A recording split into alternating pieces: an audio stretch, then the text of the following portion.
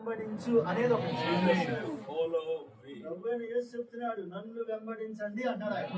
So the words follow me is దాని యొక్క అర్థం ఏంటంటే, దాని యొక్క అర్థము ఆ పదాలు watch me closely. నన్ను దగ్గరుండి గమనించండి అని అర్థం. Why to watch Jesus closely? ఎందుకని మనము దగ్గరుండి గమనించాలి ప్రభు అని చెప్పండి? Because we have to follow him. ఎందుకు అంటే ఆయన మనం వెంబడించవలసిన వారిగా ఉన్నాం కాబట్టి. Another meaning follow me is దాని యొక్క నేను ఇంకొక మాటలో చెప్పాలంటే దాని అర్థం ఏంటంటే, do as I do. నేను ఏదైతే చేస్తున్నాను మీరు అది చెయ్యండి అని అర్థం. Obey my commandment. నా యొక్క ఆజ్ఞలను మీరు గైకొనండి అని అర్థం. Not do as you like. ఎట్లాగంటే మీ ఇష్టం వచ్చినట్టు చేయడం కాదు. Do as you want. మీరు ఏదైతే మీరు చేస్తున్నారో అది కాదండి వాస్తవానికి. Follow me means దాని నా వెంబడించండి అంటే అర్థం ఏంటంటే, do obey my commandment and do things as I do. నా ఆజ్ఞలను గైకొనడం మాత్రమే కాకుండా నేను ఏదైతే చేస్తానో అదే చేయాలి, నన్ను వెంబడించాలని మాత్రమే దాని యొక్క అర్థమైనది. That is what follow me is.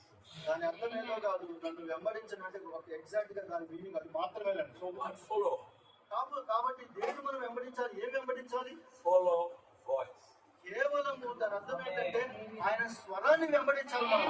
Amen. The voice is a thing you cannot see. చూడండి, వాస్తవాన్ని చూడాలంటే మనం గమనిస్తే ఆ స్వరాన్ని మనం చూడలేకపోవచ్చు, What we hear.